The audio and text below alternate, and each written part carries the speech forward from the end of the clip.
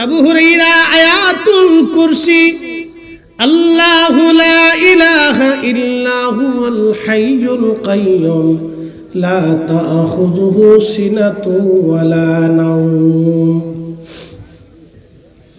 আয়াতুল কুরসি তুমি যদি পড়িয়া রাত্রিবেলা ঘুমাও, আবু হুরায়রা সারা রাত্র তোমাকে আল্লাহর এক রহমতের ফেরেশতা তোমার শিয়রে বিছানার পাশে দাঁড়ায় থাকবে, সারা রাত্র ফেরেশতা পাহারা দিবে, শয়তান তোমার ঘরে ঢুকতে পারবে না।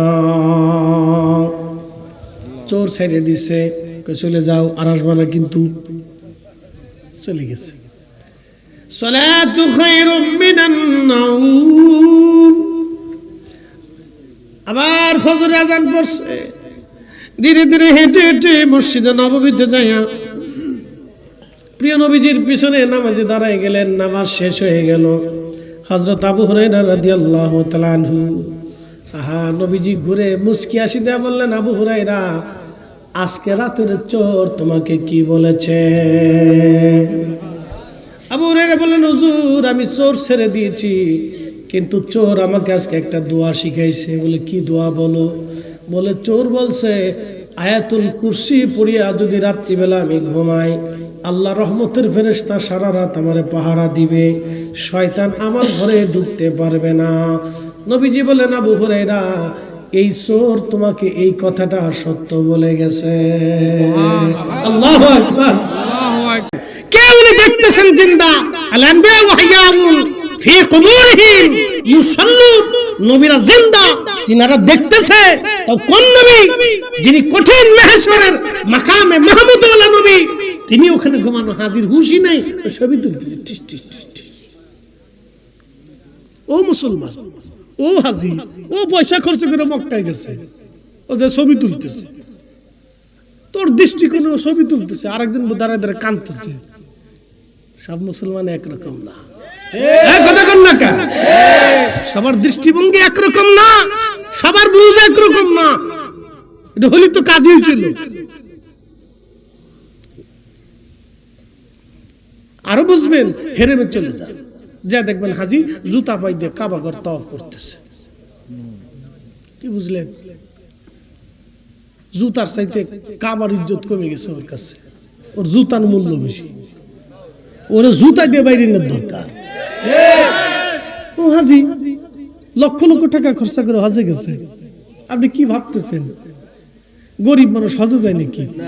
100% হাজির ভিতরে 99 জন ধনী পয়সাওয়ালা, খরচ হওয়ার পরে হজে গেছে, আর একজন হলো সিটে ফুটা, ওই কোন রকম একজন ফাটাইছে, একজন বদলি তদলি, এই সেই আগর ডিম গাওয়ার ডিম ঘোড়ার ডিম। তা 99 জন ধনী পয়সাওয়ালা লোক হজে গেছে, তাওয়াফ করতেছে জুতা পাই দিয়া। হ্যাঁ, তাই এই বুঝি, হ্যাঁ ওইটাই বুঝতেছে, জুতা পাই দিয়া তাওয়াফ চলতেছে। কি হাজি, হারে হাজি, আরে সর্বনাশ, আমি ভিডিও করে নিয়ে আসছি, মোবাইলে দেখতে পারবেন। হাজি জুতা পাই দিয়ে তাওয়াফ করতেছে, অথচ এই মুতাওয়াফের ভিতরে 360 জন নবী মুতাওয়াফের ভিতরে ঘুমাই রয়েছে। সুবহানাল্লাহ। কাবার দরজার পাশে হযরত ইসমাঈল আলাইহিস সালাতু ওয়াস সালাম ঘুমিয়ে আছে। মাকামে ইব্রাহিম দেখছেন আপনারা? ওই মাকামে ইব্রাহিমটা হলো, যারা গেছেন দেখছেন, ইব্রাহিম আলাইহিস সালাতু ওয়াস সালামের পা মোবারকের ছাপ পাথরে এখনো আছে। সুবহানাল্লাহ। এখন প্রশ্ন করি, জবাব দিবেন তো? ইব্রাহিম আলাইহিস সালাম জুতা পায়ে দেয়া থাকলে পাথরে পায়ের ছাপ থাকার কথা না, জুতার ছাপ থাকার কথা। উনি কাবা শরীফ যখন নির্মাণ করেছিলেন তখন খালি পায়ে নির্মাণ করেছিলেন, জুতা পরে না। এই জন্য আমরা ওনার সন্তান, ওনার মিল্লাতের বেটা, আল্লাহর ঘরকে তাজিম করে আমাদেরকেও খালি পায়ে তাওয়াফ করতে হবে। কথা কোন ঠিক কিনা? কিন্তু হাজি তো জুতা পরে তাওয়াফ করতেছে, পুলিশও বাধা দেয় না। ওনার বুঝ ওনার কাছে, ওনার বুঝ ওনার কাছে। তো বলে না, বলে না, তো সবাই যে বুঝবে তা তো না, নানান কোয়ালিটির মানুষ থাকবে, তো এই জন্য কিছু করার নাই। তো ও তো কাবাতেও আছে, মদিনাতেও আছে, বাইতুল আকসাতেও আছে, সারা দুনিয়াতে আছে। মুসলমানের বেটি হাফ প্যান্ট পরে রাস্তা দিয়ে হাঁটতেছে, মুসলমানের বেটি জিন্সের প্যান্ট পরিয়ে মাথায় হেজাব বাঁধে আর একবার রলিয়া ফারকে যায় সমুদ্রের পাশে বয়ে টিং টুং টিং টুং টুং টুং করতেছে, ওটা মেসেজ ড্রপ করতেছে, বুঝেন নাই? মেসেজ ড্রপ করতেছে মুসলমানের বডি মেসেজ ড্রপ করে। কিন্তু আপনি বলেন তো পর্দানিসীন একটা মহিলার ওইখানে নিতে পারবেন? না। কথা কেন কেন পারবেন? না, পারবেন না। তো ওনার বুঝ ওনার কাছে, হেতার বুঝের কাছে। বুঝ সবার দুনিয়াতে একরকম না। আল্লাহ আমাদেরকে কবুল করুক, সকলে বলেন আমিন। প্রিয় উপস্থিতি, হাজিরিন, পৃথিবীতে এরকম এক একজনের বুঝ এক এক রকম হতে পারে, এটা তাদের বিষয়। আমি আমার মূল আলোচনার দিকে যাচ্ছি। লাকাদ মান্নাল্লাহু আলাল মুমিনিন। আল্লাহ বলেন, হাবিব আমি আপনাকে পাঠাইছি এই জন্য আপনি মুমিনদের জন্য নিয়ামত। আর আয়াত আল্লাহ বলে দিলেন, ইয়া আইয়ুহান নাবিয়্যু ইন্না আরসালনাকা শাহিদ। নবী গো, আমি আপনাকে পাঠাইছি সাক্ষী বানাইয়া, শাহিদাও ওয়া মুবাশশিরাও ওয়া নাযীরা। 2 নম্বর আপনি মুবাশশির, সুসংবাদ প্রদানকারী। 3 নম্বর আপনি ভীতি প্রদর্শনকারী। ওয়া দাঈয়ান ইলাল্লাহ। 4 নম্বর আপনি আল্লাহর দিকে আহ্বানকারী। 5 নম্বর ওয়া সিরাজাম মুনীরা। আপনি উজ্জ্বল প্রদীপওয়ালা। একবার জোরে বলা যাবে কি মারহাবা? আপনি উজ্জ্বল বাতিওয়ালা সিরাজাম মুনীরা।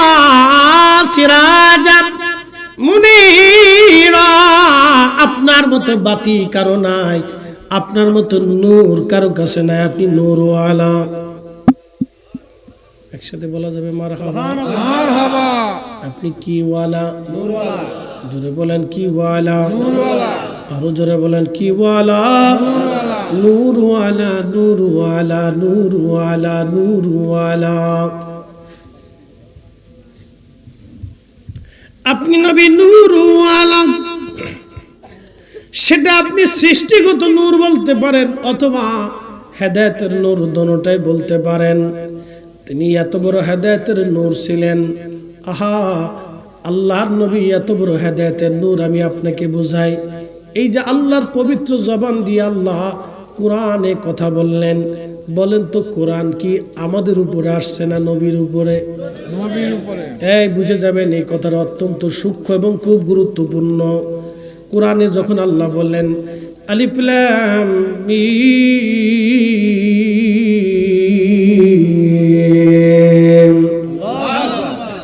আলিফ লাম মিম, আলিফ লাম মিম, 3টা হরফ।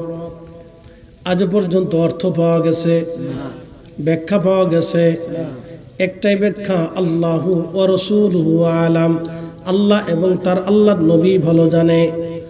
সাহাবীদেরকে নবী যখন বলতেন, সাহাবীরা তোমরা কি বিষয় জানো নি? সাহাবীরা জবাব দিত, আল্লাহু ওয়া রাসূলুহু আলাম। আল্লাহ জানে, নবী জানে। আল্লাহ জানে, নবী জানে। আল্লাহ জানে, নবী জানে। আল্লাহ জানে, নবী জানে। একসাথে জোরে বলা যাবে কি মারহাবা? কে জানে? আল্লাহ জানে, নবী জানে। আল্লাহ জানে, নবী জানে। খুব মনোযোগ দিন। জালালাবাদবাসী, আল্লাহ রাব্বুল আলামিন কোরআনে যতগুলি আয়াত আল্লাহ নাজিল করলেন, সর্বপ্রথম আল্লাহ তার রাসূলের কলব মোবারকে নাজিল করলেন। সাহাবীরা সামনে বসা, কোরআন আসতেছে, নবীজি ঘেমে চুপচাপ হয়ে যাচ্ছে, সমস্ত শরীর ঘেমে যাচ্ছে।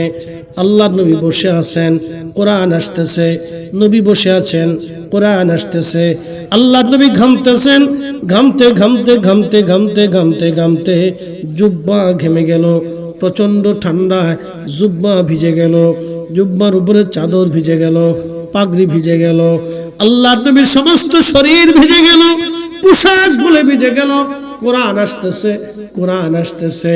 কোরআন আসার পরে নবীজি কোরআন আসা শেষ হয়ে যাওয়ার পরে আল্লাহর নবী সাহাবীদেরকে বললেন, সাহাবীরা, কেবল আমার আল্লাহ পবিত্রতার কালাম আমার কালবে নাজিল করলেন। আল্লাহ জানাই দিলেন, যালিকাল কিতাবুল লা রাইবা ফীহি হুদাল লিল মুত্তাকিন। ওহা এমন এক কিতাব যে কিতাবের মধ্যে কোনো সন্দেহ নাই, কোনো ত্রুটি নাই, বিচ্যুতি নাই, কোনো ভুল নাই। যখন সাহাবীদেরকে নবী কথা বললেন, কোন সাহাবী দাঁড়াইয়া তখন বলেন, ইয়া রাসূলুল্লাহ, কোন রাস্তা দিয়ে কোরআন আসলো, কোন রাস্তা দিয়ে আল্লাহ পাঠাইলো? আল্লাহ দেখলাম না, কোরআন আসা দেখলাম না, জিবরাইল দেখলাম না, আপনার কাছে কোরআন কেমনে আসলো সেটাও দেখলাম না। তাহলে কি করে মানবো যে আল্লাহ আপনার কালবে পাঠাইছে? এটা কি করে মানা যায়? কোন সাহাবী এই কথা বলে নাই, কারণ সাহাবীরা নবী বিশ্বাস করতেন। নবী আছে, কোরআন আছে, নবী নাই, কোরআন নাই। নবী আছে, দিন আছে, নবী নাই, দিন নাই। নবী আছে, জান্নাত আছে, নবী নাই, জান্নাত নাই। নবী আছে, ঈমান আছে, নবী নাই, ঈমান নাই। নবী আছে, ধর্ম আছে, নবী নাই, ধর্ম নাই। নবী আছে, নামাজ আছে, নবী নাই, নামাজ নাই। নবী আছে, রোজা আছে, নবী নাই, রোজা নাই। নবী আছে, হজ আছে, নবী নাই, হজ নাই। সাহাবীরা কোরআন নাজিল করলো নবীজির কলবে। একটা সাহাবী বলেন, ইয়া রাসূলুল্লাহ, আল্লাহ দেখলাম না, নবী দেখলাম না, আল্লাহ দেখলাম না, কোরআন দেখলাম না, জিবরাইল দেখলাম না, কেমনে কোরআন আসলো তাও বুঝলাম না, দেখলাম না, আমরা মানতে পারি না। কোন সাহাবী কথা মানে নাই। রাসূলের উপরে বিশ্বাস করার কারণে সাহাবীরা কোরআন মেনে নিল, আল্লাহ মেনে নিল, আখিরাত মেনে নিল, কবর মেনে নিল, হাসর মেনে নিল, ফুলসিরাত মেনে নিল। কারণ কি? নবী জীবনে মিথ্যা বলে নাই, মিথ্যা বলে নাই, মিথ্যা বলে নাই। নবী মিথ্যা বলতে পারে না। 100% আমার রাসূলের উপরে ইয়াকিন থাকার কারণে প্রত্যেকটা সাহাবী দিন মেনে নিলেন, কোরআন মেনে নিলেন। কথা কোন ঠিক কি? কথা মানে বুঝাইতে পারিনি? হ্যাঁ, পরিষ্কার বুঝাইছি। রাসূলের উপরে 100% বিশ্বাসের কারণে সাহাবায়ে کرام কোরআন শরীফকে, আল্লাহকে না দেখে দেখে বিশ্বাস করে দিয়েছে। সুবহানাল্লাহ। আরেকটু বুঝাই, কষ্ট হবে? এক সাহাবীর নাম আবু হুরায়রা। নাম কি? আবু হুরায়রা। আবু হুরায়রা। আমার দিকে তাকান। আবু হুরায়রা, লড়াচড়া করবেন, খুব ইম্পর্টেন্ট কথা। আবু হুরায়রা, নবীজি বললেন, আবু হুরায়রা, বাইতুল মালের পাহারাদার তোমারে বানাইলাম, ওটা পাহারা দাও। তো আপনি সবসময় জানবেন আপনার ঘর বাড়ি মাল সামানা এটা পাহারা দিতে হবে, এটা নিরাপদে রাখতে হবে, নাহলে চোর বাড়বে। এখন যেমন পুলিশ একটু দুর্বল হয়েছে, চোরের সংখ্যা বেড়ে গেছে। মুরগি চুরি হয়, গরু চুরি হয়, ছাগল চুরি হয়, জায়গায় জায়গায় ডাকাতি হয়। বুঝতে পারছেন? পুলিশ দুর্বল হয়েছে, চোর বাড়ছে, চোরের পাওয়ার বেড়ে গেছে। বিপদ। এই জন্য একটা দমাইলে আরেকটার কবলে পড়তে হবে। এই জন্য প্রশাসনকে শক্ত রাখতে হবে। আমাদের নিরাপত্তা পরিষদ যদি শক্ত না হয়, তাহলে এরকম চুরি চক্রামে আরো বাড়তে থাকবে। আর যদি এরা দুর্বল হয়ে যায়, তাহলে ডাকাতির কবলে নির্ঘাত আপনাদের আমাদের সবাই কি করতে হবে? মাল সামানা যা আছে সব নিয়ে যাবে। সেই দিন ওই অলিপুরের ওইখানে, ওই যে আপনার রেল গেটের ওখানে এক ড্রাইভারের কুবাইয়া, আমার 10 মিনিট পরে আমরা পার হয়ে গেলাম, যাই অলিপুর যে এক ডাক্তারের দোকানে চাটা খাচ্ছি। ঠিক ঘটনা তাই, চাটা খাইতে খাইতে দেখি বেচারা যাই অস্থির, ওরা শরীর রক্তে রঞ্জিত হয়ে গেছে, হাত পা কোপ টোপ এখানে সেখানে জায়গায় জায়গায়। পরে তাড়াতাড়ি তারা চিকিৎসা করে আমার কুবাইয়া গাড়ি নিয়ে চলে গেছে। এই অবস্থা, বুঝতে পারছেন? বিশ্ব রোডে এই অবস্থা। এটা তো কিছু বলার নাই। প্রশাসন দুর্বল, চোরের কবলে পড়বে। তো যাই হোক, হযরতে আবু হুরায়রা রাদিয়াল্লাহু তাআলা আনহুর খেদমতে, নবীজির খেদমতে আবু হুরায়রা বলতেন, ইয়া রাসূলুল্লাহ, ঠিক আছে আমি বাইতুল মাল আজকে পাহারা দিব। তা রাত্রিবেলা পাহারা দিচ্ছে, চোর আইছে। কি আইছে? ওই জমানে তো চোর আসিল, চোর আইছে। চোর এসে বাইতুল মালের গোমের মধ্যে হাত দিছে। পিছন দিক থেকে আবু হুরায়রা রাদিয়াল্লাহু তাআলা জাপটে ধরছে, এই চোর, আজকে তোরে পাইছি, সারাসারি দেয়। চোরে ডাক দিয়ে বলে, আবু হুরায়রা মাফ করে দাও, আমি গরিব মানুষ, বড় অসহায়, খোদার কারণে আমি চুরি করতে আইছি। আবু হুরায়রা রে, আমারে মাফ করে দেও, আমি গরিব মানুষ। যারা আল্লাহ বলা হয় তাদের দিল নরম হয়, যারা নবী বলা হয়, আল্লাহ বলা হয়, নবীর গোলাম হয়, তাদের দিল নরম হয়, ঠিক কিনা? যারা আল্লাহ বলা তাদের দিল নরম। তো খুব মায়া লাগছে, আরে গরিব মানুষ ক্ষুধার কারণে চুরি করতে এসে, যাও সাইড দিলাম, আর কিন্তু আসবে না। তো চলে গেছে। আজান বলল, সালাতু খায়রুম মিনান নাওম।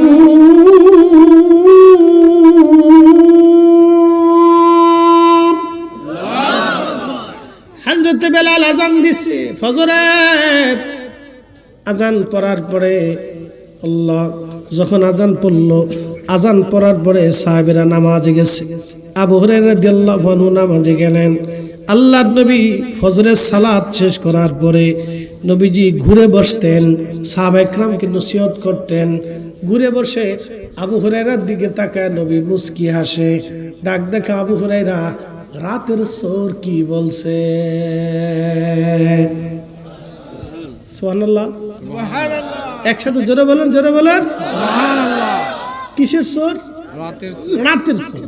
আচ্ছা, ঘটনা ঘটে বাইতুল মালে, আর সংবাদ হয় মদিনার রাসূলের দরবারে। একসাথে বলবেন আল্লাহু আকবার। রাতের চোর কি বলছে? তা আবু হুরায়রা বলতেছে, ইয়া রাসূলুল্লাহ, চোর দুঃখের কথা বলছে, আমি সাইরে দিছি। হুজুর, চোর দুঃখের কথা বলছে, আমি তারে ছেড়ে দিছি। আল্লাহর হাবিব ডাক দিয়ে বলতেছে, আবু হুরায়রা, সে তোমাকে মিথ্যা বলেছে। আগামীকাল চোর আবার আসবে, আগামীকাল চোর আবার আসবে। হযরত আবু হুরায়রা রাদিয়াল্লাহু আনহু বলতেছেন, আল্লাহর নবী বলছেন চোর আসবে, আমি নির্ঘাত মেনে নিলাম চোর আবার আসবে, কারণ রাসূল মিথ্যা বলতে পারে না, নবী ভুল বলে নাই, এতদিন যাহা বলছে তা সঠিক বলছে। চোর আগামী রাত আবার আসবে। একবার জোরে বলা যাবে আল্লাহু আকবার।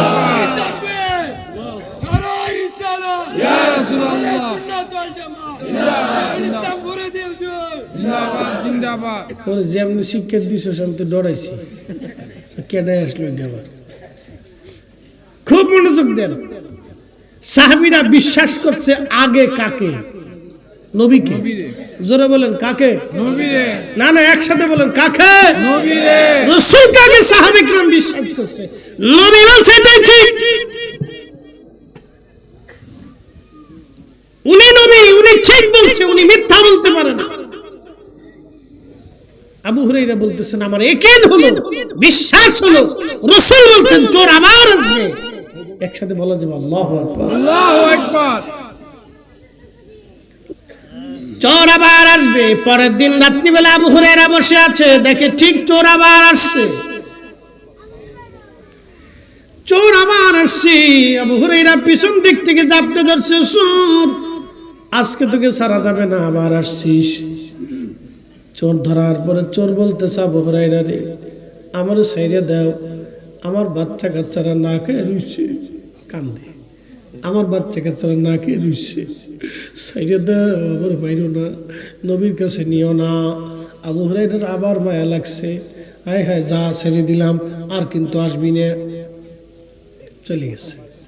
সালাতু খায়রুম মিনান নাওম। আজান পড়ল ফজরের, নামাজে গেলেন আবু হুরায়রা রাদিয়াল্লাহু আনহু। নামাজ শেষ করলেন, নবীজি পিছন ফিরাইয়া সাহাবীদের দিকে ঘুরে মুস্কি হাসি দিয়ে বললেন, আবু হুরায়রা, আজকে রাতের চোর আবার কি বলছে? সুবহানাল্লাহ। জোরে জোরে না কইলে বুঝবো কিপটি আপনি। একসাথে বলেন সুবহানাল্লাহ। জানেনি? কথা কন না কেন? জানেনি? জোরে বলেন জানেনি? জানি। এটা বুখারীর হাদিস। আপনার কাছে না জানলো আমার কাছে জানে। ঠিক ঠিক। আপনি না বললেও, বিশ্বাস না করলেও আমার তো কিছু করার নাই। ঠিক ঠিক। আমাদের দেশে সনাতন ধর্মের যারা, তারা 33 খোদায় বিশ্বাসী। 33 কোটি খোদা ভগবানে তারা বিশ্বাসী, দেবতায় তারা বিশ্বাসী। তাদের ধারণা হচ্ছে পৃথিবীতে 33 কোটি দেবতা আছে। পানির দেবতা, মৃত্যুর দেবতা, হায়াতের দেবতা, খাবারের দেবতা, বিদ্যার দেবতা, চিকিৎসার দেবতা, ওষুধের দেবতা, রোগের দেবতা, এই আসমানের দেবতা, সূর্যের দেবতা, অন্ধকারের দেবতা, আলোর দেবতা, এরকম করতে করতে করতে করতে 33 কোটি দেবতা হয়েছে। এটা তাদের ধর্মের বিশ্বাস। কিন্তু আমাদের মালিক কয়জন? একজন। কথা বল না কেন? কয়জন? একজন। তারা 33 কোটি দেবতায় বিশ্বাসী। তাদের সংখ্যা কিন্তু দেশে কম না। কি কথা কর না কেন?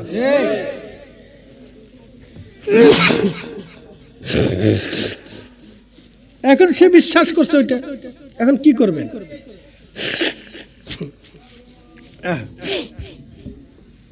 বিশ্বাস তার ওইটা। এখন কেউ যদি আল্লাহকে আল্লাহ বলে স্বীকার না করে, আপনি কি জোর করে স্বীকার করাইতে পারবে? আর জোর করার কোনো দরকার আছে? কোনো দরকার নাই। রাতের চোর আবার আসবে পরের দিন, তৃতীয় রাত। কয় রাত?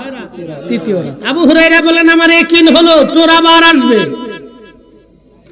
রাসূল বলছে চোর আসবে। আমি রাত্রিবেলা বাইতুল মালে হেঁটে ফুটে বসে আছি, চোর আসবে। দেখি চোর ঠিকই আসছে, রাসূলের কথা মিথ্যা না। পিছন দিক থেকে ঝাপটে ধরলাম, চোর আজকে তোরে ছাড়া যাবে না, তুই আবার আসছিস। সরে এবার ডাক দেখা, আবু হুরায়রা রে, আজকে যদি ছাইড়া দাও তোমার এমন একটা দোয়া শিক্ষা দিব, যে দোয়াটা তুমি যদি রাত্রিবেলা পড়ো তাহলে শয়তান তোমার ঘরে ঢুকতে পারবে না। সারা রাত্র তোমার বিছানার পাশে একজন ফেরেশতা দাঁড়ায় দাঁড়ায় তোমার সারা রাত্র ভরে ভরে পাহারা দেবে। আবু হুরায়রা রাদিয়াল্লাহু তাআলা কয় সূর হাসানি, কহা হাসা শিখাইবানি, কহা শিখাবো, কিন্তু শর্ত হলো আমার ছেড়ে দিতে হবে। দেখেন তারা কত সহজ সরল ছিল। আল্লাহু আকবার। সাহাবী রাসূল, নবীর সাহাবী কিভাবে রাসূলকে ইয়াকিন করতেন, আর আমরা দলিল তালাশ করি কেন? নবী জানতেন দলিল, এত দলিল তুমি কি তা করবা? পুরা কোরআনটা যার কালবে আল্লাহ ঢুকাই দিয়েছে, তার আবার দলিলের কি? পুরা কোরআনই তার কালবে, পুরা ইলমই তার কালবে, পুরা মেধা জ্ঞান আল্লাহ তার কালবে ঢুকাই দিয়েছে। কথা কর না কেন? যার কালবের ভিতরে পুরা কোরআনটা আল্লাহ ঢুকাইছে, তার আর বাদ আছে কি?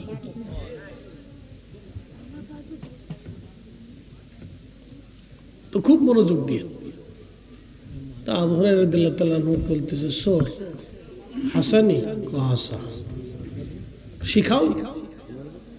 আবু হুরায়রা আয়াতুল কুরসি, আল্লাহু লা ইলাহা ইল্লা হুয়াল হাইয়ুল কাইয়্যুম লা তাখুযুহু সিনাতুন ওয়ালা নাওম।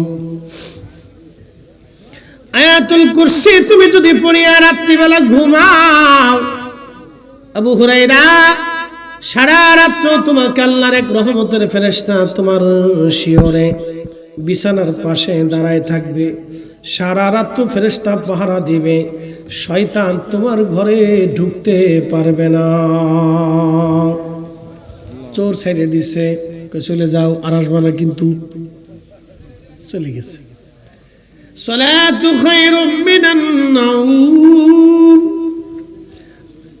আবার ফজর আজান পড়ছে, ধীরে ধীরে হেঁটে হেঁটে মসজিদে নববীতে যাইয়া প্রিয় নবীজির পিছনে নামাজে দাঁড়ায় গেলেন। নামাজ শেষ হয়ে গেল।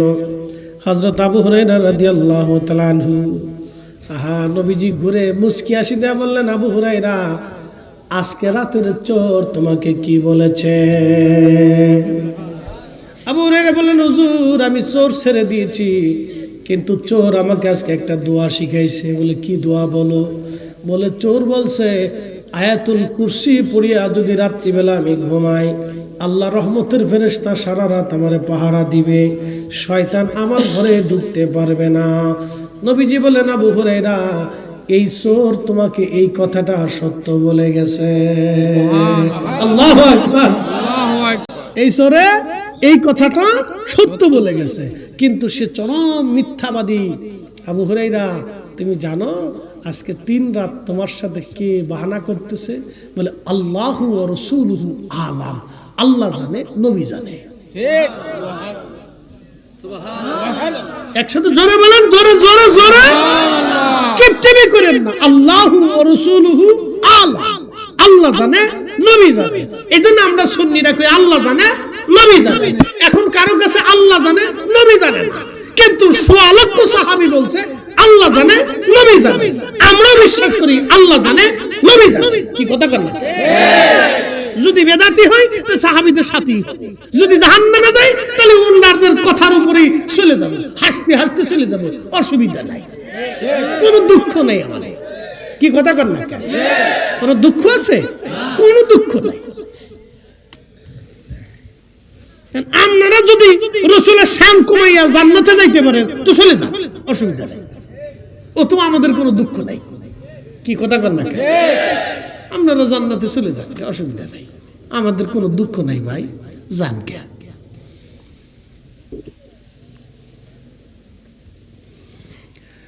নবী আমার ডাক দিয়ে বলতেছে, আবু হুরায়রা শুনিয়া যাও, এই চোর হলো আজকে 3 দিন তোমার সাথে যে বাহানা করতেছে, ধোঁকা দিচ্ছে আবু হুরায়রা, এই চোরের নাম আযাজিল।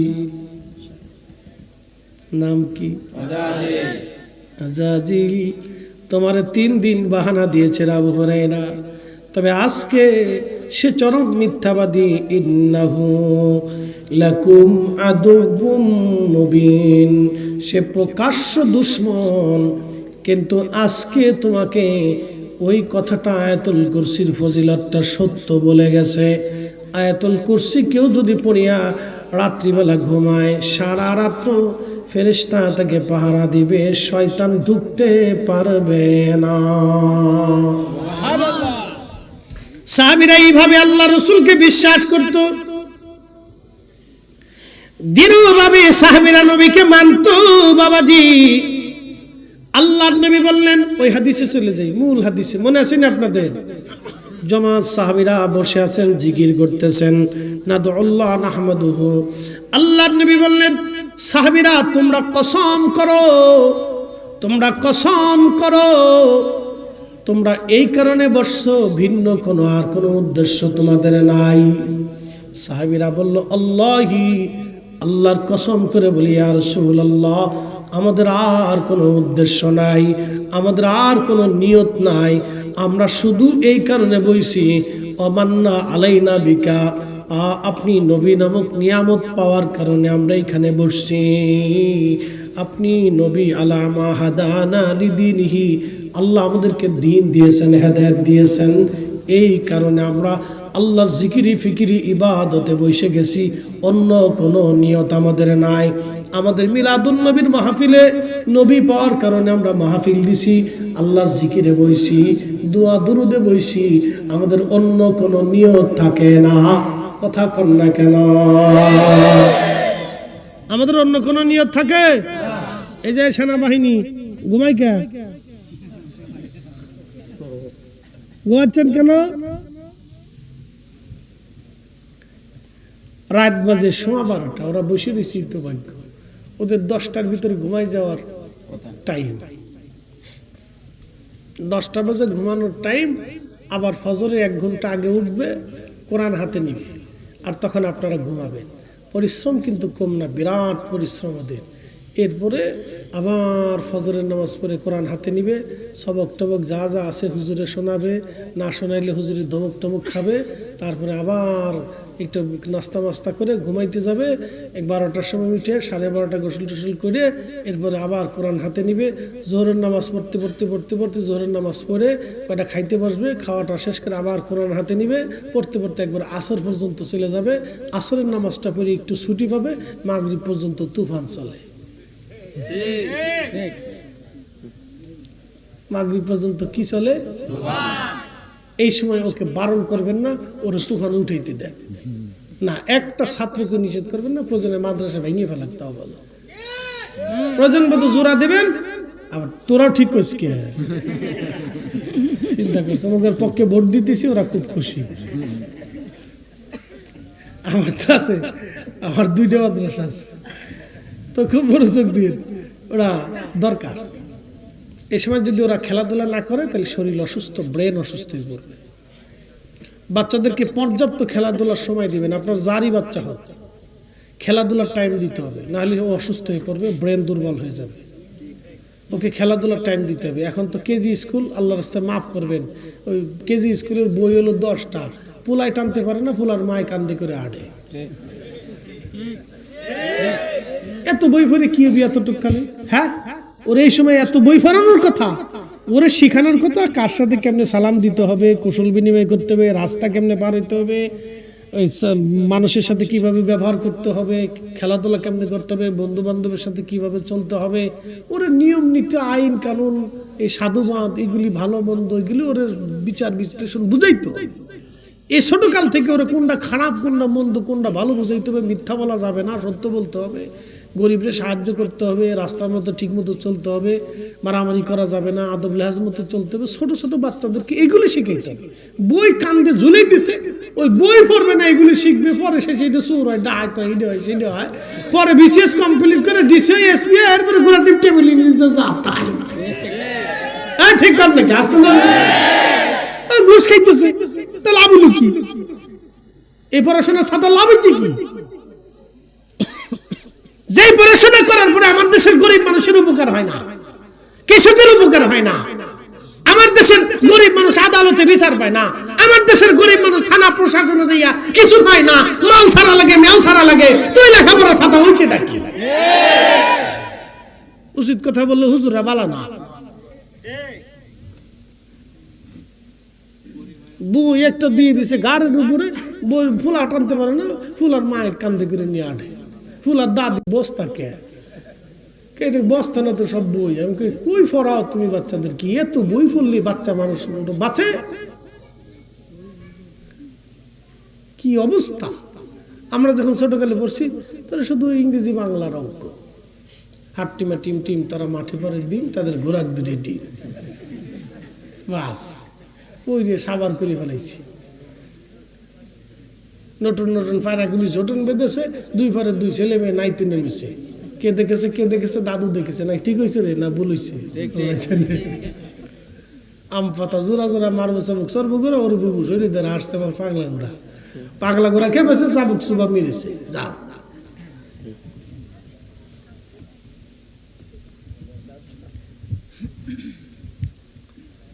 তো মনোযোগ দিন। নবীজি সাহাবীদেরকে বলতেছে, সাহাবীরা তোমরা কসম করো, তোমরা কি এই উদ্দেশ্যে বসছো না ভিন্ন কোন উদ্দেশ্য আছে? সাহাবীরা বলেন, আল্লাহি, আল্লাহর কসম করে বলি ইয়া রাসূলুল্লাহ, আর কোন উদ্দেশ্য নাই। আলা মা হাদানা লিদীনিহি ওয়া মান্না আলাইনা বিকা, এছাড়া আর কোন উদ্দেশ্য নাই নবীজি।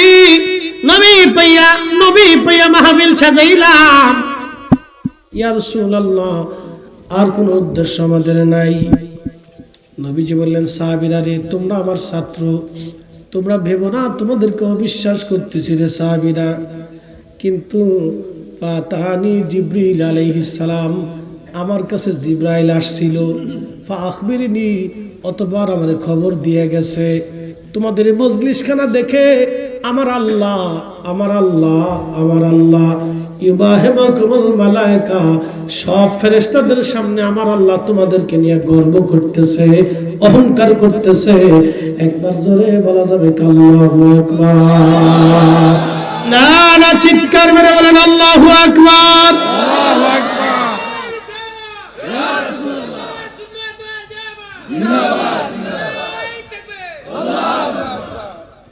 শ্রেষ্ঠ নবী দিলামুরি তোরি নীতি রোজাহাসরে, পথ না ভুলি তাই তো দিলে। মাহফিল পেয়ে খুশি কে? জোরে বলেন খুশি কে? আল্লাহ। একসাথে বলেন খুশি কে? আল্লাহ। আমরা খুশি করব কাকে? একসাথে বলেন কাকে? আল্লাহকে। এখন কেউ বেজার হলো, ও তো আমার দেখার সময় না। কি কথা কর না কেন? বেজার হোক। আল্লাহ পাইতে হলে ছেলেরে বেজার করতে হয়, আল্লাহ পাইতে হলে বিবি বেজার করতে হয়, আল্লাহ পাইতে হলে মা বাবা বেজার হলেও কিছু করার নাই। আল্লাহ পাইতে হলে আল্লাহর ক্ষেত্রে যদি পিতামাতা বেজার হয়, তো ওখানে আল্লাহ পিতামাতা মানা যাবে না। মা যদি বাপ যদি কয় নামাজ পড়বি না, তাহলে ওই সময় বাপ মারা মানা যাবে না। মা বাবা যদি কয় না তোর দাড়ি রাখা যাবে না, ওই সময় বাপ মা মানা যাবে না। স্ত্রী যদি বলে তোমার দাড়ি রাখা যাবে না, তো ওই সময় বিবি মানা যাবে না। সন্তান যদি বলে না মিলাদুন নবীর মাহফিল, ওই মাহফিল করা যাবে না, ও সাতার সন্তানের গোষ্ঠী গিলে দেন। খুশি করবেন কাকে? আল্লাহ। সাহাবীরা কাকে খুশি করার জন্য বসছে? আল্লাহ। নবীজি বলতেছেন ফাখবিরনি, জিবরাইল খবর দিয়ে গেছে তোমাদের এই মজলিসখানা দেখে আল্লাহ এত খুশি, ইবাহিমুকুমুল মালায়েকা, সাত ফেরেশতাদের সামনে আল্লাহ রাব্বুল আলামিন তোমাদেরকে নিয়ে গর্ব করতেছে। সুবহানাল্লাহ। আমরা খুশি করব কাকে? আল্লাহকে। قل إن صلاتي ونسكي ومحياي ومماتي لله رب العالمين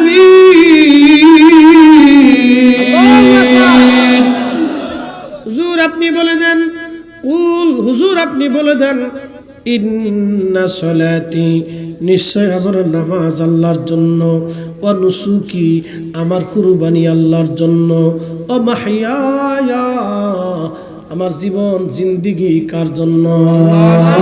আল্লাহর জন্য, আল্লাহর জন্য, আল্লাহর জন্য। তাহলে আল্লাহর জিকিরের মজলিসে বসবো না, বসবো কোন জায়গা? মিলাদুন নবীর মাহফিলে বসবো না, তো বসবো কোন জায়গা? এখানে আসবো না, তো আসবো কোন জায়গা? এই মাহফিলে অর্থ দিব না, তো দিব কোন জায়গা? এই মাহফিলে নবীর প্রেমের বাগানে আসবো না, তো বসবো কোন জায়গা? এর জন্য আমরা সময় ব্যয় করবো না, তো করবো কোন জায়গা? মাহইয়ায়া, আমার জীবন আল্লাহর জন্য, ও মামাতি, আমার মৃত্যু আল্লাহর জন্য, আমার জীবন আল্লাহর জন্য, আমার মরণ আল্লাহর জন্য, আমার জীবন আল্লাহর জন্য, আমার মরণ আল্লাহর জন্য, আমার জিন্দেগি আল্লাহর জন্য, আমার সব আল্লাহর জন্য, আমার স্ত্রী, আমার সন্তান, আমার জমি, আমার জমা, আমার ব্যবসা, আমার জীবন, আমার হায়াত, আমার পরিশ্রম, আমার জিন্দেগি, আমার মেধা, আমার ইলম, আমার অর্থ, আমার মৃত্যু, সব কিছু আল্লাহর জন্য হবে। তাহলে এই মাহফিলে বসবো না, তো বসবো কার জন্য? এই মজলিসে আসবো না, তো আসবো কার জন্য? বুঝে বুঝে বাড়ি যাবেন। আল্লাহর কোরআন শরীফ থেকে বুঝে যাবেন। আল্লাহর কোরআন থেকে বুঝে যাওয়া জরুরি। অতএব আল্লাহর জন্য যেহেতু হবে, সাহাবীরাও বসছে আল্লাহর জন্য, আমরাও বসবো আল্লাহর জন্য। কথা কন না কেন, ঠিক কিনা? বুঝতে কি কোনো অসুবিধা? এই জন্য বুঝে যাওয়াটা জরুরি। প্রিয় মুহতারাম উপস্থিতি, আল্লাহ আমাদেরকে সবচেয়ে বড় নিয়ামত দিছে বিবেক। কথা ঠিক কিনা? কি নিয়ামত দিছে? বিবেক। বিবেকের উপরে কোনো আদালত নেই, বিবেকের উপরে কোনো আদালত নাই। আল্লাহ এটা আমাদেরকে দিছে, যেটা গরু, ছাগল, হাঁস, মুরগি, ভেড়া, বকরি এগুলির দেয় নেই, আল্লাহ আমাদেরকে দিছে। ভালো মন্দ যাচাই বাছাই আমরা করতে পারি, ভালো মন্দ যাচাই বাছাই আমরা করতে পারি। অতএব ভালো মন্দ যাচাই বাছাই করাটা আমাদের কাজ। প্রিয় ভাই আমার, দিন শেষে আমরা কিন্তু সবাই মাটির নিচেই চলে যাব। আমাদের ঘরটা কিন্তু এখানেই হবে। কথা ঠিক কিনা? অ্যাটেনশন, আমার দিকে তাকাবেন। এখন আমি আপনাদেরকে একটু কবর আর হাসরের দিকে নিয়ে যাই, একটু বুঝাই। আপনার মৃত্যু হলো, আমার মরণ হয়ে গেল। মরণ হয়ে যাওয়ার পরে 24 ঘন্টা মানুষের টাইম, 24 ঘন্টা পরে পায়খানার রাস্তা দিয়ে একটা পোকা আসে। 24 ঘন্টা কিন্তু মানুষের শরীর ফাটে না, পচে না। মূলত 24 ঘন্টা পরে পায়খানার রাস্তা দিয়ে একটা পোকা এসে সারা শরীর ছড়ায়, একটা গন্ধ, বিশ্রী পচা গন্ধ বেরোতে থাকে।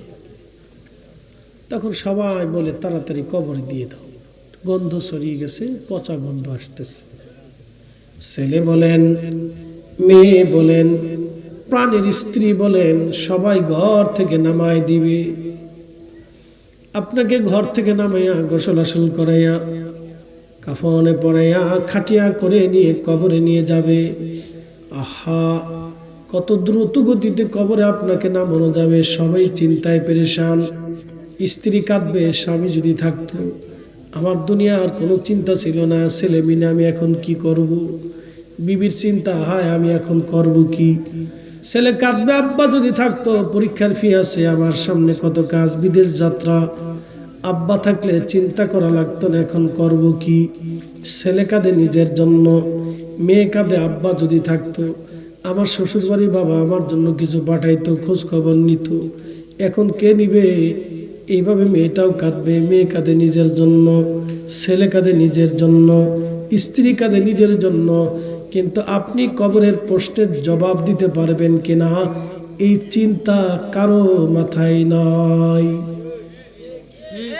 জীবনের চরম বাস্তবতা থেকে বললাম, এই চিন্তাটা কারো মাথাতে নাই। এই জন্য আল্লাহর হাবিবের নিয়ম ছিল, কোন সাহাবী ইন্তেকালের আগ পরে খাটিয়ার মধ্যে রাখিয়া নবীজি তার স্বজনদেরকে ডাক দিয়ে বলতেন, বলো সে কোথায় কোথায় দেনা আছে বলো, ঋণ আছে বলো। বলতো হুজুর অমুক অমুক অমুক অমুক ঋণ পাবে। নবীজি তাদেরকে ডাকতেন, বলো তোমরা কি ক্ষমা করছো? কেউ ক্ষমা করতো, কেউ ক্ষমা করতো না। নবী ধনী ধনী সাহাবীদেরকে ডাকতেন, সাহাবীরা তোমরা কিছু কিছু দিয়ে আমার এই সাহাবীর ঋণ মওকুফ করায় দাও। আমি ঋণ দিয়ে আমার কোনো সাহাবীর কবরে নামাবো না, কারণ হকুল্লাহ, আল্লাহর হক আল্লাহ মাফ করে দিতে পারে, কিন্তু হকুল ইবাদ, বান্দার হক আল্লাহ মাফ করে না, বান্দা মাফ না করা পর্যন্ত। এই জন্য দুনিয়ার থেকে ঋণ ঋণ ঋণ মওকুফ করাইয়া নবীজি কবরে পাঠাইতেন। আহা, কবর বড় কঠিন জায়গা। নবীজি বললেন, সাহাবীরা রে, ওই কবরে নামাই দিয়ে সবাই চলে আসবে, কিন্তু তোমরা আইসো না, ওই কবরের পাশে দাঁড়ায় থাকো। ইস্তাগফিরু লিআখিকুম, ইস্তাগফিরু লিআখিকুম, তোমরা তোমার ভাইয়ের জন্য ইস্তেগফার করো, কেননা কিছু সময় পরেই তার কবরে মন কান্নিকির আসবে। মার রাব্বুকা ওয়া মা দীনুকা মা কুনতা তাকুলু ফি হাক্কি হাযার রাজুল। তিনটা প্রশ্ন শুরু হয়ে যাবে। এই তিনটা প্রশ্নের জবাব যদি সহজ হয়, সেই জন্য তোমার ভাইয়ের কবরের পাশে দাঁড়াইয়া তোমরা কোরআন শরীফ থেকে তেলাওয়াত করে, কিছু দোয়া তালিম তরবিয়ত করে, তোমরা জিকির ফিকির করে, তসবিহ করে তোমার ভাইয়ের জন্য ইস্তেগফার করতে থাকো। কত সময় পর্যন্ত দাঁড়াইবা? সাহাবীরা রে, একটা উট জবাই দেওয়ার পরে, ওই উটটা কুরবানি করার পরে, ওই উটের গোশত বানাইয়া, ওই উটের গোশত বানাইয়া বন্টন করিয়া, যে সময়ের দরকার হয় একটা উট জবাই করার পরে বন্টন করিয়া গোশত বানাইয়া বন্টন করা, যে সময়ের দরকার হয় ওই রকম সময়টা তোমার ভাইয়ের কবরের পাশে অন্তত দাঁড়াও। দাঁড়ায়া তোমার ভাইয়ের জন্য ইস্তেগফার করতে থাকো, ক্ষমা চাইতে থাকো, কেননা তার আখিরাতের প্রথম যাত্রা, প্রথম রাত আসবে, প্রথম সময় তার। এই প্রথমের তিনটা প্রশ্নের জবাব যদি না দিতে পারেন সাহাবী, বাকি মঞ্জিলগুলি বড় কঠিন, বাকি মঞ্জিলগুলি বড় কঠিন, বড় কঠিন, বাকি মঞ্জিল বড় কঠিন, বাকি মঞ্জিল বড় কঠিন, বাকি মঞ্জিল বড় কঠিন। কবরের আযাব যদি আমরা দেখিতাম, কবরের আযাব যদি আমরা দেখিতাম, ঘরবাড়ি সারিয়ারে পাগল হইতাম, ঘরবাড়ি সারিয়ারে পাগল হইতাম। বন্ধু, রাত বেশি নেব না, হবিগঞ্জবাসী, সময় আমার একেবারে সংক্ষিপ্ত, লম্বা কথা পারবো না, বাবান বুঝে যান। কবরটা বড় কঠিন হয়ে গেল। আল্লাহর নবী বললেন, আমার উম্মত হাসরের ময়দানে যখন বান্দা উঠবে, হাসরের মাঠে তিন জায়গা, মা সন্তান ভুলে যাবে, সন্তান মাকে ভুলে যাবে, বাবা সন্তান ভুলে যাবে, সন্তান বাবাকে ভুলে যাবে, ভাই ভাইকে ভুলে যাবে, স্বামী স্ত্রীকে বলবে, স্ত্রী স্বামী ভুলে যাবে। সাহাবীরা বলল, হুজুর কোন তিন জায়গা বলেন ইয়া রাসূলুল্লাহ? হাসরের মাঠের কোন তিন জায়গা? নবীজি বললেন, সাহাবীরা রে, যখন মিজানের পাল্লা চলবে, কার ওজন, গুনাহের ওজন বাড়বে না নেকির ওজন বাড়বে? এই মিজান পাল্লার পাশে এসে সবাই সবার কথা ভুলে যাবে। মিজানের পাল্লার দিকে সবাই ফেল ফেল করে তাকাই থাকবে। সবাই একই চিন্তা, হায় আফসোস, আমার গুনাহের পাল্লা ওজন হয় কিনা, আমার গুনাহের পাল্লা ওজন হয় কিনা। সবাই খুবই চিন্তিত পেরেশান। বাবা ছেলে মেয়ের কথা সব ভুলে যাবে, কিচ্ছু মনে থাকবে না। ওই সময় একই চিন্তা, আজকে কি মিজানে আমার গুনাহের পাল্লা ভারী হয়ে যায়। এই জায়গায় সবাই চিন্তায় পেরেশান হয়ে যাবে। আল্লাহর নবী বলেন, উম্মত সবাই যখন ভুলে যাবে, তখন আমি নবী তোমাকে ভুলব না। একবার জোরে বলা যাবে আল্লাহু আকবার। না না, চিৎকার করে বলেন না ইয়া রাসূলুল্লাহ।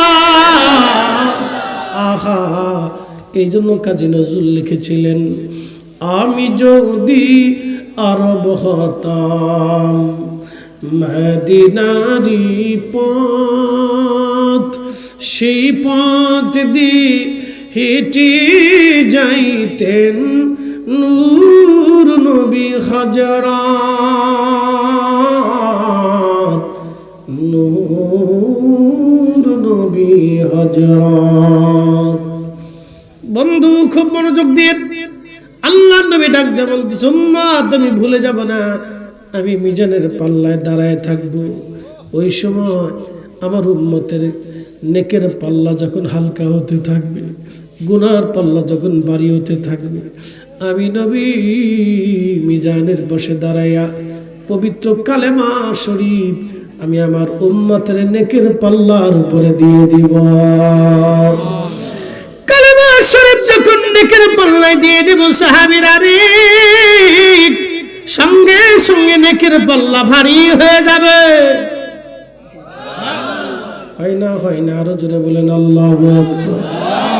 উপায় নাই রে, উপায় নাই রে, উপায় নাই, উপায় নাই রে, উপায় নাই রে, উপায় নাই। দয়াল নবীর চরণ বিনে উপায় নাই। আল্লাহুম্মা সাল্লি আলা, হ্যাঁ জবান খোলে,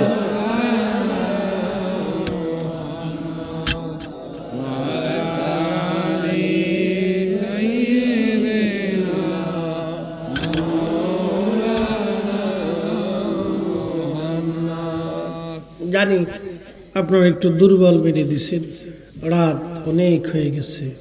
একসাথে বলি না আল্লাহু আকবার, আল্লাহু আকবার। রাসূল লাগবে, জোরে বলেন লাগবে। আহা, শেষ। কঠিন হাসরের মাঠ, সমগ্র সৃষ্টি জগৎ আল্লাহর সামনে মাথা নত করে সিজদায় পড়ে থাকবে। জিন, ফেরেশতা, মানব, পশু, পাখি, আল্লাহর যত সৃষ্টি, সপ্তম আসমান, সপ্তম জমিনে যত মখলুক আছে, সব হাসরের মাঠে আল্লাহর সামনে মাথা নত করে থরথর থরথর করে কাঁপতে থাকবে। সেই দিন আল্লাহর নবী ডাক দিতেছেন, আল্লাহ আমাকে ওয়াদা করছেন, একটা ওয়াদা, ও মিনাল লাইলি ফাতাহাজ্জাদ বিহি নাফিলাতাল লাক। হুজুর তাহাজ্জুদ আপনি পড়েন, তাহাজ্জুদ আপনি পড়েন ইয়া রাসূলুল্লাহ। আসা, অবশ্যই আমি আল্লাহ আপনাকে দিব। আসা, কোরআনে যত জায়গায় আসা শব্দ ব্যবহার করেছেন, আল্লাহ এখানে নিশ্চয়তা দিয়েছেন। আশা শব্দ দিয়ে আল্লাহ নিশ্চয়তা দিয়েছেন, কিন্তু এর বাহ্যিক অর্থ হলো সম্ভবত। আসা শব্দের বাহ্যিক অর্থ সম্ভবত, কিন্তু আমার রসুলের ক্ষেত্রে যত জায়গা কোরআনে আসা শব্দ ব্যবহার করেছেন সব জায়গায় আল্লাহ রাব্বুল আলামিন নিশ্চয়তা দিয়েছেন। এটা আমার তাফসীরি না, তাফসীর ইবনে কাসির, ইমাম ইবনে কাসির লিখেছেন যে যত জায়গা আল্লাহ আসা শব্দ ব্যবহার করেছেন আমার রসুলের জায়গা, সব জায়গা আল্লাহ বলেছেন অবশ্যই আমি আল্লাহ আপনাকে দেব। আসা আইয়াবআসাকা রাব্বুকা মাকামান মাহমুদা।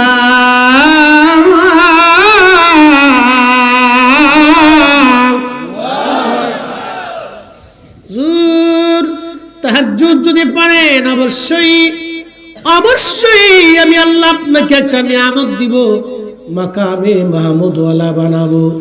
অর্থাৎ আল্লাহর আরশে মোল্লার ডান পাশে আল্লাহ একটা আসন বরাদ্দ করে দিবেন। ওই আসনে নবী বসা থাকবে আর তামাম মাখলুক আল্লাহর সামনে সেজদায় পড়ে থাকবে উইদাউট নবী আলাইহিস সালাতু ওয়াস সালাম।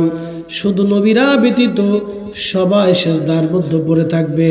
আর আমার নবীজি আল্লাহর আরশে মোল্লার ডানে আল্লাহর বরাদ্দকৃত আসনে নবী বসে থাকবে। একবার জোরে বলা যাবে কি মারহাবা। ত্রিভুবনের প্রিয় মুহাম্মদ, বলেন ত্রিভুবনের প্রিয় মুহাম্মদ এলো রে দুনিয়ায় রে সাগর আকাশ বাতাস দেখবি যদি রে সাগর আকাশ বাতাস দেখবি যদি ধুলির ধরা বেহেশত আজ, ঠিক কিনা? পৃথিবীটা আজকে জান্নাত হয়ে গেছে রসুলের কারণে, ঠিক কিনা? কবি কাজী নজরুল আন্ডার ম্যাট্রিক, দেখছেন তার লেখার ধরন কত সুন্দর। ধুলির ধরা বেহেশত আজ জয় করিল দিল রে লাজ, আজকে খুশির ঢল নেমেছে ধূসর সাহারায় রে সাগর আকাশ বাতাস দেখবি যদি আয় রে সাগর আকাশ বাতাস দেখবি যদি আয়। হাসরের মাঠে ওই দিন বুঝতে পারবেন নবী কি জিনিস। কথা কন না কেন? হাসরের মাঠে বুঝতে পারবেন রাসূল কত দামি, কত মহা ইজ্জতওয়ালা, কত দামি ইজ্জতওয়ালা, ইজ্জতওয়ালা, ইজ্জতওয়ালা। এত বড় ইজ্জতওয়ালা হাসরের মাঠে বুঝবেন। রাজা, মহারাজা, বাদশাহ, আমির, ওমরা, জ্ঞানী, গুণী, doctor, doctor, chancellor, vice chancellor, principal, অধ্যক্ষ, উপাধ্যক্ষ, বড় বড় মেধাবীরা, বড় বড় গুণীরা কিয়ামতের ময়দানে অসম্মানিত হয়ে যাবে। তারা উলঙ্গ হয়ে আল্লাহর সামনে সিজদায় পড়ে থরথর করে কাঁপতে থাকবে। শুধু আমাদের নবীকে আল্লাহ জান্নাতের পোশাক পরাইয়া,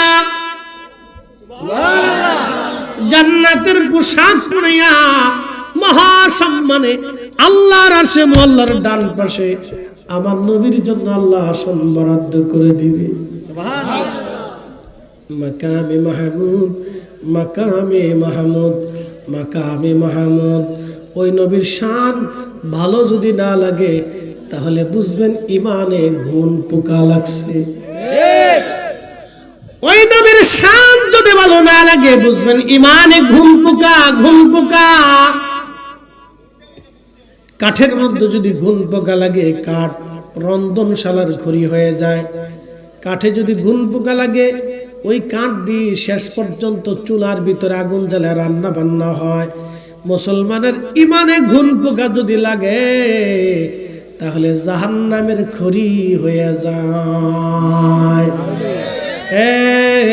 জালালাবাদবাসী, আল্লাহ আল্লাহ নবীর সাহাবীরা আমার রসুল পাওয়ার কারণে তারা মাহফিল সাজাই দিয়েছে। আমরা নবী পাওয়ার কারণে মিলাদুন নবীর নামে আমরা মাহফিল সাজাই। যতদিন বেঁচে থাকবো জমিনে রসুলের সম্মান প্রচার করার জন্য আমার নবীর মিলাদের মাহফিলের কোনো বিকল্প নাই। কথা কন না কেন, ঠিক কিনা? বিকল্প আছে? রসুলের শান বর্ণনার জন্য, শোনার জন্য, জানার জন্য এই মাহফিলগুলির কোনো বিকল্প নাই। আপনি সারা বাংলাদেশে হাজার হাজার তাফসীরুল কোরআন মাহফিল হয় না ভাই? কয়টা মাহফিলে আমার রসুলের শানের উপর আলোচনা হয় বলেন তো? আমাকে বলেন যে হুজুর এই তাফসীরুল কোরআন মাহফিলগুলিতে 100টার ভিতরে 99টা রসুলের শানে আলোচনা হয়। বলেন, আমাকে দেখাই দেন। আমার কোনো দুঃখ নেই, কোনো দুঃখ নেই। কয়টা হয়? আচ্ছা, কোরআনে কি আল্লাহ রসুলের শান নাই? রসুল না হলে কি আমরা দিন পাইতাম? ঈমান পাইতাম? নবী বুঝে সাহাবীরা দিন মানছে। কথা ঠিক কিনা? আবু বকর সিদ্দিক রাদিয়াল্লাহু আনহু সিরিয়াতে গেছে ব্যবসার জন্য, শামে। আমার দিকে তাকান, ওয়াজ শেষ আর বাড়াবো না, রাত গভীর হয়ে গেছে। এই কথাটা বলে শেষ করতেছি। তা গেলেন শাম, বর্তমানে যে ফিলিস্তিনের গাজা দেখেন, এই গাজার আগে নাম ছিল আসকালান। এই অঞ্চলটা হলো সমুদ্রের পার্শ্ববর্তী এলাকা। এই অঞ্চলটা হচ্ছে বিজনেস সেন্টার, সমুদ্র কেন্দ্রিক। সারা ওয়ার্ল্ড থেকে এখানে বিভিন্ন পণ্যবাহী জাহাজ ভিড়ত।